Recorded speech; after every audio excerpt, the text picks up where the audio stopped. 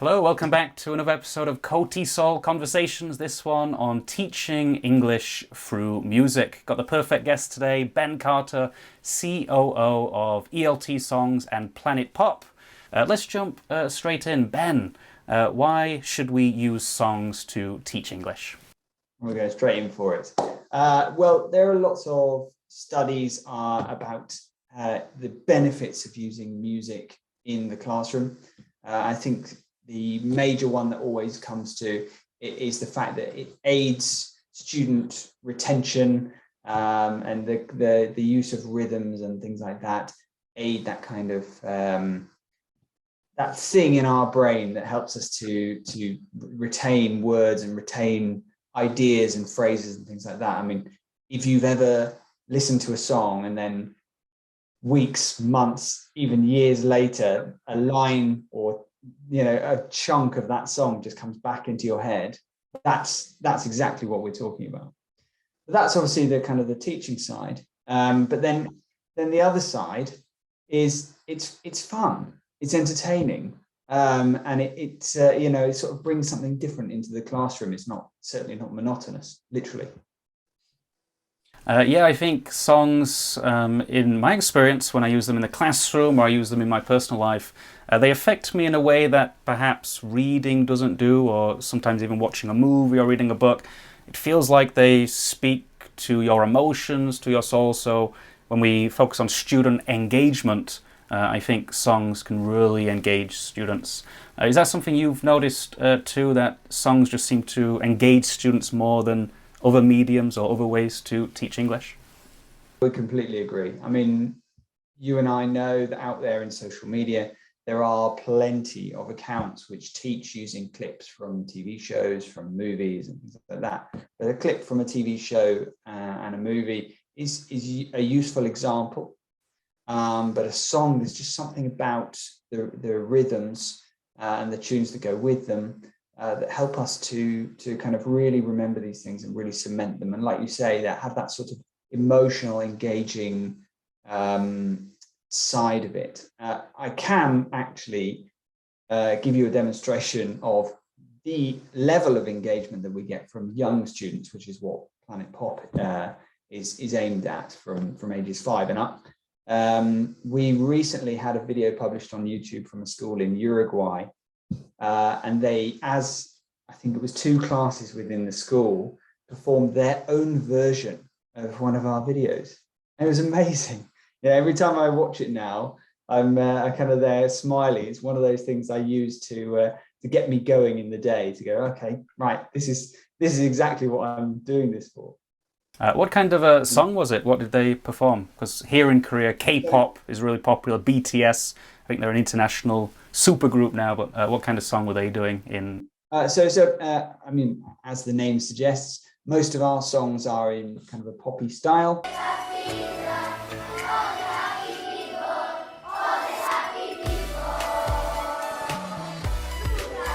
But we do, because of the experience of our CEO and founder, he was in the music industry for 20 years, and then he was in the English language teaching industry for 10 years of that, when he was kind of touching on both sides of things. So he has a lot of experience in different styles of music.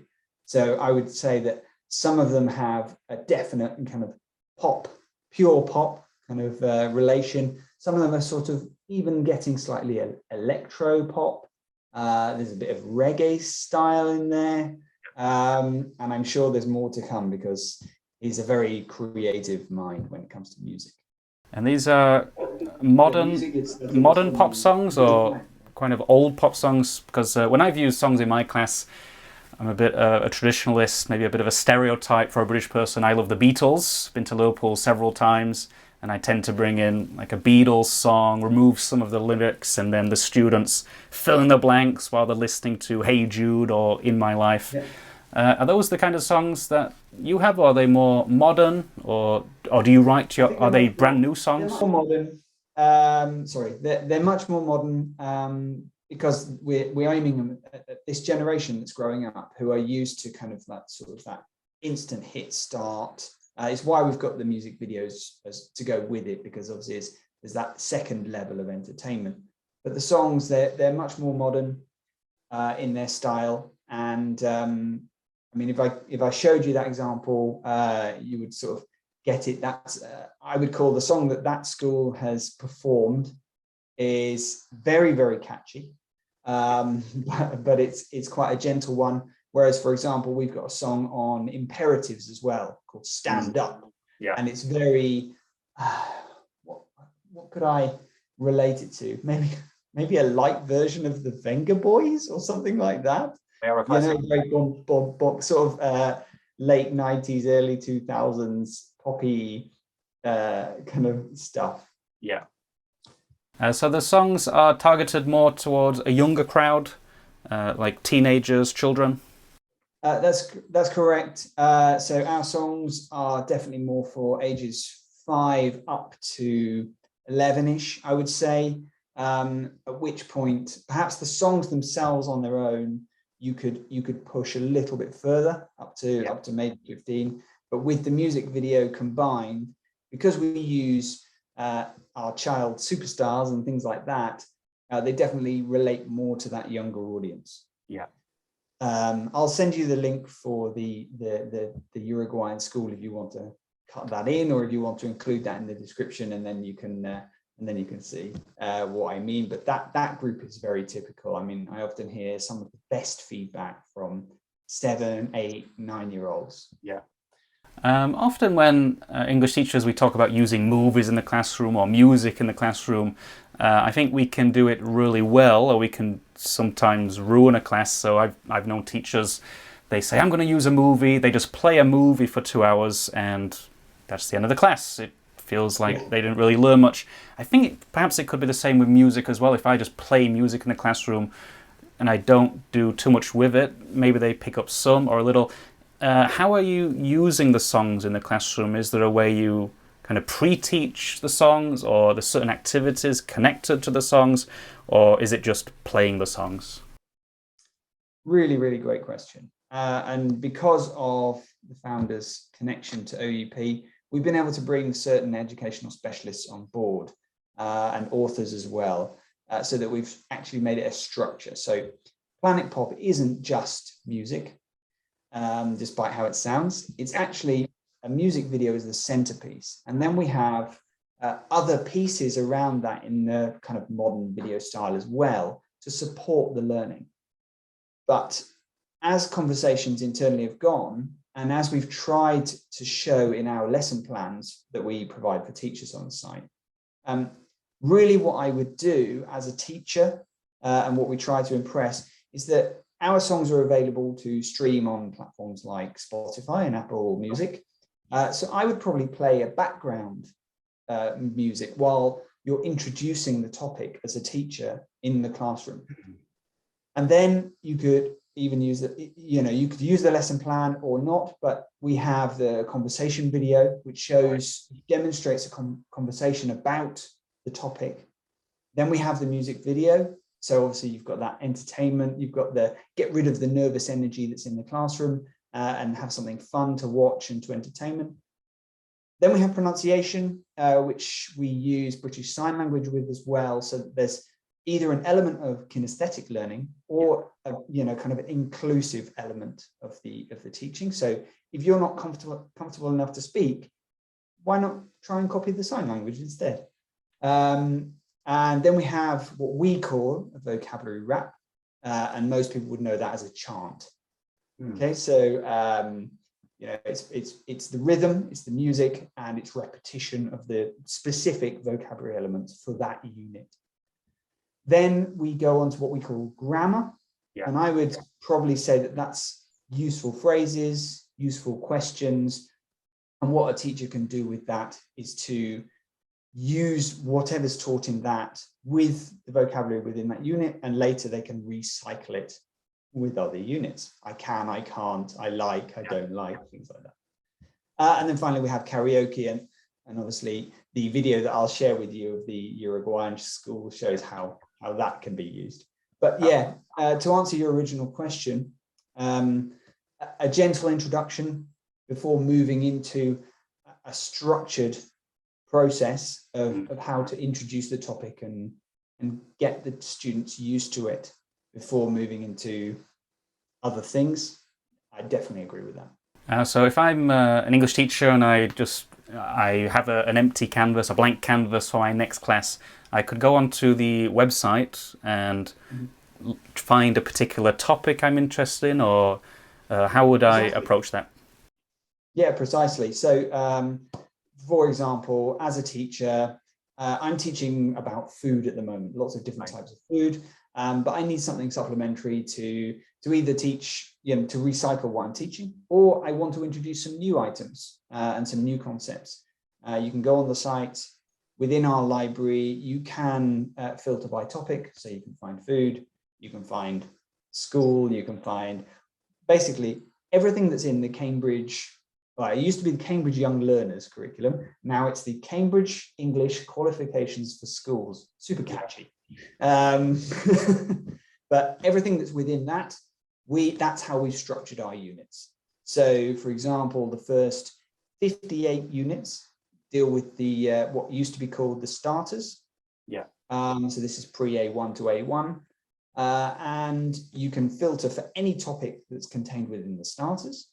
And obviously have fun based on whatever topic it is you're teaching at the time.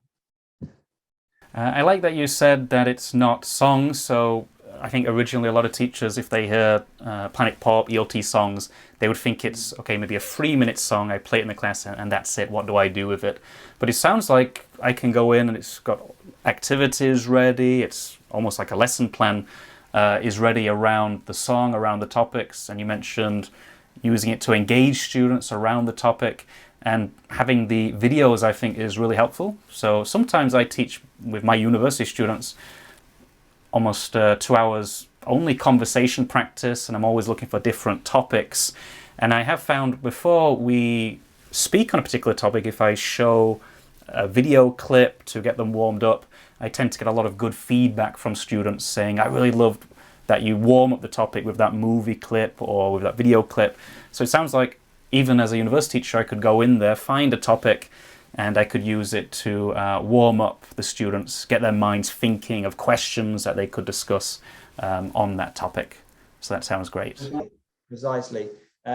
We've made the videos slightly shorter because obviously the younger age group have a lower attention span. So they're sort of between a minute and 2.5, I think, maximum. And really the 2.5 is the music videos, because you want a music video to be 2.5, 3 minutes, right? So yeah, and like you said, there are lesson plans in there per unit. We've structured it so there's actually 3 45-minute lessons if you follow it strictly. But obviously we know that teachers have different styles. So take the conversation practice and have your 2-hour conversation lesson, or do whatever you want. Use a vocab wrap as an activity break, but also practice, because they're sort of having fun doing different dance moves for different words. I'm just wondering, so I think a lot of teachers, when we think songs, it's mainly just focusing on listening skills. So if I wasn't teaching listening skills, I'm more on speaking skills or writing, reading. Maybe I think, well, I don't really need to use songs in my class because it's not a listening class. Are there a variety of skills you would learn through songs, or is it mainly listening skills? I think if you talked purely about songs, it could be listening skills. But then equally, if you then utilize something like a karaoke, or you turn down the music that you're using for your lessons, if we move away from Planet Pop, if you're using any music, if you turn it down, you can turn it into an opportunity like we all would when we're driving along and we're singing away in the car. Now, some videos, some music that you use, the pronunciation might not be perfect, or it might be adjusted to fit the meter of the song. For Planet Pop, we haven't done this so much because we want it to be that kind of that educational side of things rather than full entertainment, shall I say? But I think you can use songs to deal with a number of different skills. And obviously, as a teacher, you can then build on what you've learned through listening, then speaking, and you can move to the physical skills, and you could use that either through perhaps a fill in the blanks song lyrics kind of activity, which starts to touch on writing. And then you could perhaps create stories out of the characters that you hear about within the songs that you're listening to. And then you're talking about dealing with writing and reading as well. Now, this is an area that we've not got into yet in terms of having actual stories, but we really want to. We see that we've got the ability because we've got a group of characters on Planet Pop that relate to the children. What kind of characters, like comic book characters, superheroes, or animals? So the characters that we have to relate to the younger children, we've got younger children. They're slightly older than the age group that we're dealing with because children like to look up. But they're relatable to them. They've all got a superpower. For example, we've got one who is the social media kid, and his superpower is he's able to speed text and things like that. I got that.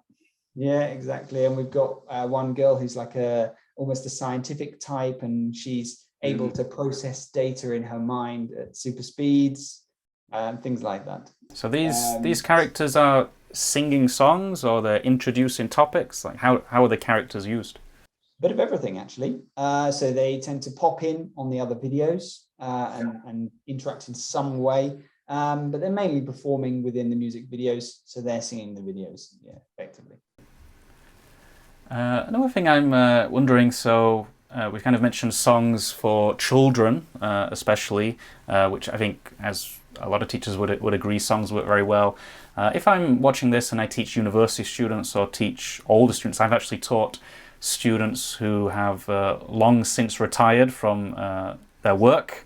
Do you think I could use songs in those classes too, or it would be more for a younger group? I think you could use songs at any age, to be honest with you. I'm personally have effectively agreed to a lifelong learning of Spanish. And for me, it's actually a very useful exercise to listen to songs in Spanish. I don't know if there's anything as structured out there in terms of songs, but certainly modern music, some classic songs. It's interesting for me to listen and hear phrases, and obviously, as you know, as you develop your language skills more, you hear more. So you can revisit a song and hear things you didn't hear previously. Right. So I think songs are very useful at all levels. It's just that you've got to go and find your content. So we know that there's a universe on YouTube of content. And it's the reason that we've put Planet Pop stuff on the website. Some of it is on YouTube, but we put Planet Pop on the website so teachers can all go to one place. Now, for me, learning Spanish, I'd love to be able to find particular songs with subtitles in one place, but that's when you're learning Spanish. So you would listen to a Spanish song, and then I'm thinking of my students when they use movies. So a lot of my Korean students, they use Netflix, and they will watch part of the show, maybe 5 minutes. They'll press pause, and then they'll think, what didn't I understand? What vocabulary didn't I quite get? What was that word they said? And they go back, they check the dictionary. Is that similar to what you would be doing with a song? Do you pause the song? Do you go back? What was that word? I didn't quite catch it. How would you be using the song? Sorry to interrupt. I think the first time, and this is why I would play it previously as well, and then certainly the first few times in class, I would play it all the way through with a song, because it's about that rhythm and that cadence. I'd say it's more important for that to percolate with the words that you're learning. Now, you can go back and perhaps with either the subtitles turned on later and to see, oh, did I hear that correctly? You can use what you've said, a song lyrics exercise where either you have the full lyrics as you read through it and you go through and underline, no, I still don't understand that word. I hear it. I can even say it because I can copy, but I'm not sure what that means, right? And then later you can develop that into a fill in the blanks, perhaps. I think that's probably the best way to do it for me anyway. Everyone is different. You know, we know that there's different styles of learners. Yeah. So I don't want to say that there's a strict way of doing things, but personally for me, that's how I would use songs. I tend to like listen through them, and then if I need to, I revisit them. But I also put in with my learning. I play games. I do the Spanish Wordle. I have a couple of Spanish learning apps, and I would do the same with learning English, to be honest with you. Yeah, so rather than maybe reading a boring list of vocabulary and like, well, what is the definition? Listen to a song where you get the context of the vocabulary, where it's actually being used, and then what was that word? Yeah, go back and look at it like that. And that's why it's so beneficial to use TV shows and clips from movies as well. That context really, really, really helps. There's words in English and there are words in Spanish, and I'm sure there are words in many different languages where they're the same, but actually, depending on how you use them, affects the meaning. So let's say I'm a teacher and I want to start using songs. Maybe I've not really been using them or haven't paid too much attention to them. How much time could I spend in, let's say I teach, I think an average class here in Korea is about 1 hour, 50 minutes of teaching. Would I play a song for a few minutes, or could I dedicate a whole class to a song? Like, how much time could I spend on a song? You mentioned there might be different kinds of learners, the auditory learners or kinesthetic. If I was to spend too much time with a song, would that mean some of my learners start getting bored? Or is song or music just naturally engaging enough that I could spend a lot of time using music in a lesson? What do you think? An interesting one. In an hour lesson, I think you could go over it quite a few times, and you could even use that sort of background rhythm as well as a way to get the brain to fire while you do worksheets or other exercises. But we don't. For example, our example lesson plan, the first lesson is to demonstrate the conversation practice and the music video. So you're actually looking at two things within one 45-minute lesson, which is our example. So I probably would suggest mixing it up so that you don't get that kind of level of boredom and that sort of nervous energy that stops people from concentrating properly. The great thing about the music is that those who are kinesthetic, those who are movers, those who are performers, they'll actually hear the song, and if they hear it multiple times and they like it, they'll get that energy out, and they won't even realize they're taking on the kind of the aspects that need to be learned. Whereas the others who perhaps aren't singers or dancers or even really very active listeners, they'll listen, but they need to have a task. So that's where things like worksheets and activities, and there's lots of different EdTech type stuff that you can use for that, or you can just use a standard worksheet like we have on the website. But yeah, like yesterday, I was looking at a tool called Nearpod, which teachers can build interactive activities and things like that, which is very cool. And it gave me lots of ideas. Yeah, that sounds good. Yeah. I think when I ask that question, how often can I use music? I think a lot of it also depends on how you're using it. So sometimes I'm given these textbooks in my classes where I don't have to play music. I have to play some very boring listenings. I'm not sure if you're familiar with TOEIC. It's one of the biggest exams in Korea. It's very boring. The students have to listen to these long dialogues, people usually speaking in a monotone, and the textbooks say play those 2 or 3 times, first for general understanding, then for details, and then true or false questions. Always, if I play those listenings more than once, I will see heads start to drop, students start to sleep. But I think if it's a pop song, I can't see why you wouldn't be able to do that several times, because it's going to be a catchy song, it's going to be engaging. And actually, I was thinking about this, I use music all the time in my classes. I don't always have students focusing on it, but I think music can be used to create a relaxing atmosphere in the classroom. So when my students do conversation practice, recently they were doing their speaking exams actually. During their exams, they were talking on maybe some heavy topics like the environment, climate change. But just in the background while they're having that conversation, I play some light jazz music, or I type into YouTube cafe music, coffee shop music. And every time when I play that music, it feels like students look more relaxed. And especially here in Korea, a lot of students worry about making mistakes. Do I have the perfect grammar?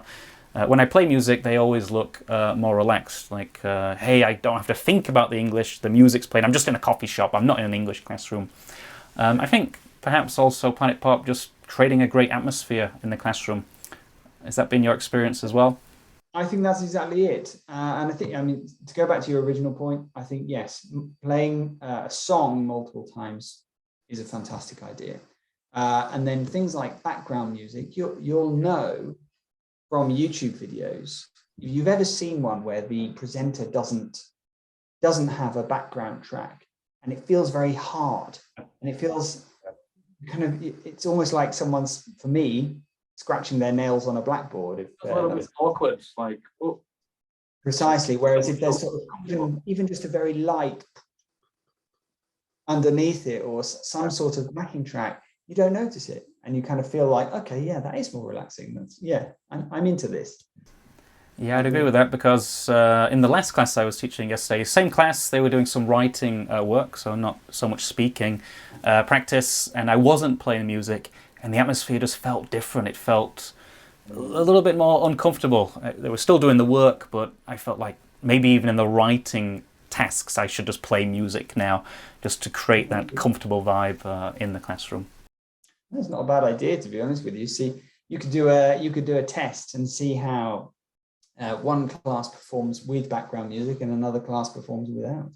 An interesting one. I've never thought of that. Yeah. I'm wondering, so you're the COO of ELT Songs and Planet Pop.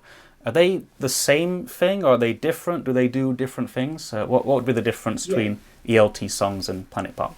ELT Songs is the parent company of Planet Pop. Planet Pop is effectively the product, the main product that we have, our first one. But ELT Songs, and we had a discussion internally about what ELT meant in the wider context. We settled on experience learning through songs, which is great for this podcast. I like that. That matches ELT, yeah. Because English language teaching songs is very thin, and as I'll let you know in a moment, we're broadening out. So we have Planet Pop, which is our English language course. And before that, we actually created some music videos, which we call Pop Education. And they're pop music again, but they're in different styles and not on such a structured syllabus as the Cambridge one. Oh, just to interrupt you quickly, I'm just very curious. The music videos, what is on the screen? Is it people, like an actual music video, people just dancing to music and like wearing nice clothes, or are you seeing vocabulary on the screen? What is actually in the music video? So on our older content, I would say that there's less vocabulary on the screen. But for example, our most popular video on YouTube, Days of the Week, the days of the week appear on like a lyric video. Exactly, like a lyric video. In Planet Pop, we have both visual word and item reminders within our music videos, because it's quite important for a learning objective type thing. So back to ELT Songs and Planet Pop. So we had the original stuff, very popular on YouTube, started gaining lots of views. And then we created the structured course of Planet Pop. And that's why we moved over to planetpop.com rather than ELT Songs, because we just felt that it would be more understood widely. Now, where we're moving now is that Planet Pop is becoming a repository, a place that other learning tools that are in a similar entertaining category to us will come to. One of those is clips and video clips, or well, it's actually more partners that we're working with. So one partner that will be appearing on the website in the future It's called Break It Kids. And this is rhythm, but not songs. But it's actually an active break for children within the classroom. So the person who's developed it, or the people who have developed it, they have a mix of skills between like personal trainer, educational psychologist, and physiotherapist, I believe. And they've created these 10-minute videos, which are a kind of a warm-up, an activity break, and then a kind of a calming cool down. And you've taught young learners. I imagine you understand how important that can be sometimes. Absolutely, yeah. And then further to that, we're also starting to build a course teaching the Sustainable Development Goals. And this is, again, using music videos in a similar structure to Planet Pop, but different again, because we know that the Sustainable Development Goals, I'm going to say SDGs, the SDGs, they need to be delivered in a different way because we want everyone to understand them. So it's more graded English learning. It's using songs to help with the retention, but we know that it needs to hit different levels of age groups. So it's going to be kind of 5 to 7, 8 to 11, and then we're going to have a level for everyone because we all need a common language on making our world more sustainable. So Planet Pop has kind of developed out of ELT songs, and then it's going to become this sort of mass library of quality educational content that people can rely on for a structure, for a certain level of production quality, and obviously will think of when they think, okay, I want to teach about X. Okay, hang on a second. You just go onto Planet Pop, the website, and you just type in the topic, and it will flash up what you want. Exactly. That's the idea. Yeah.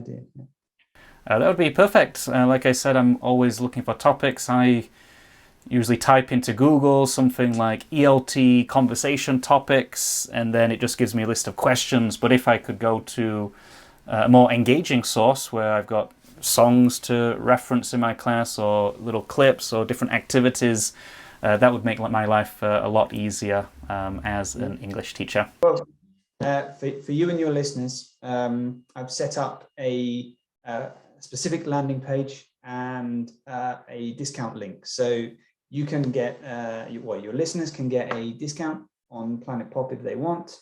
They'll get a little free trial at the front of it so they can decide whether this is useful for their classroom or not. And then later, if they want to stick with us, then fantastic. And you get some money off it as well. So I'll give you the link for that so you can put that. Yeah, we'll put that in there. So when we are in the classroom, I'm teaching my class, and I want to access a lesson plan, Planet Pop. Do I have to do that in the browser? Do I go to the website and it has to stay in the browser, or do I download from the website onto the classroom computer? I'm just wondering. Some software it's on the computer. Other things you have to do in a browser. How about Planet Pop? Really, really good question. And so at this exact moment, you would need to go to the browser and stream the video through the browser.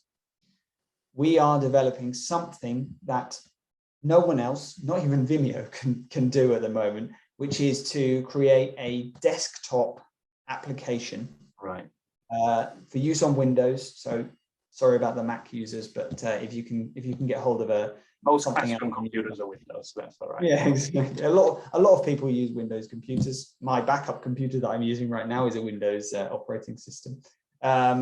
But it will allow you to download the videos onto that desktop app and then use them. That's going to come later, and I expect that anyone who is on beforehand, I will personally be contacting them whether they want to be a test subject for that particular app, because as you know, with any kind of new development, there's always a bug finding phase, but we know how important it is for teachers to have the confidence that they already have their content ready to just click play and let's go. It's going to work 100%. You don't have to think, is it going to buffer? Is it going to crash the computer? Precisely. Well, I know that in Korea, you have rather fantastic internet connection.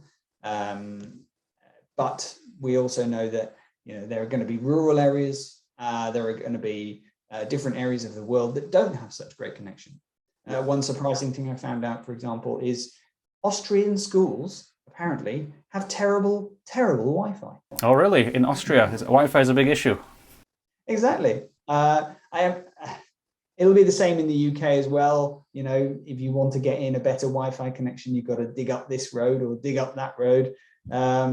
It's happening slowly, but certainly I know that Korea is one of these beacons of that people look at and say, wow, they really did it well with their super high-speed connection. That's true. So even 12 years ago, I would say the internet was as fast as anywhere in the world right now. It was just lightning fast. And that's rarely an issue. You go to any classroom. I've done a lot of presentations, different universities as well, using their classroom computers.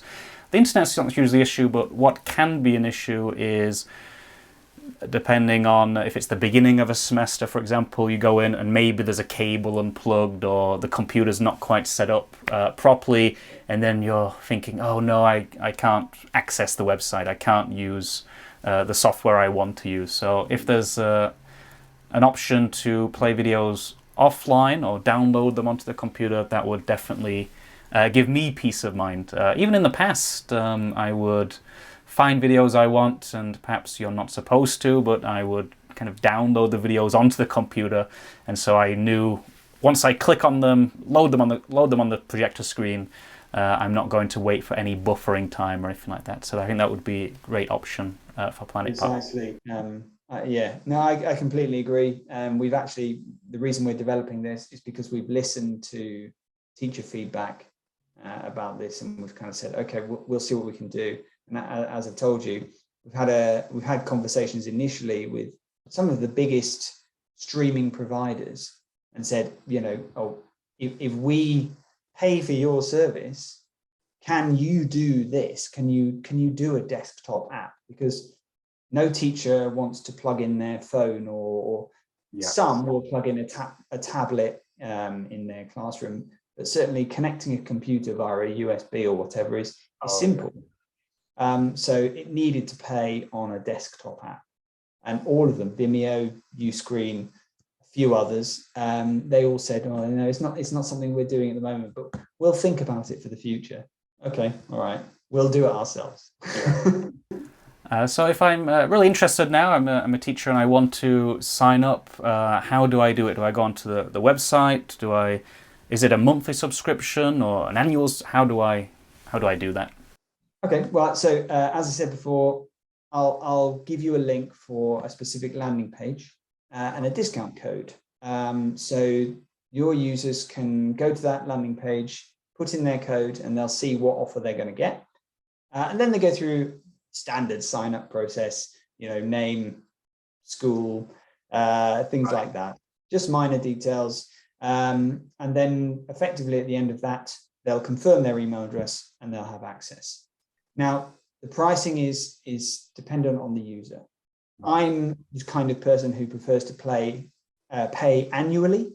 So we've given that option annual, whereas the CEO is a person who prefers to pay monthly. So we've got that option too. So there's two brains at work. The same price for both? Does it work out cheaper if it's annual, or is it just the same regardless of what you do? Exactly as you said it. It's cheaper if you buy annually.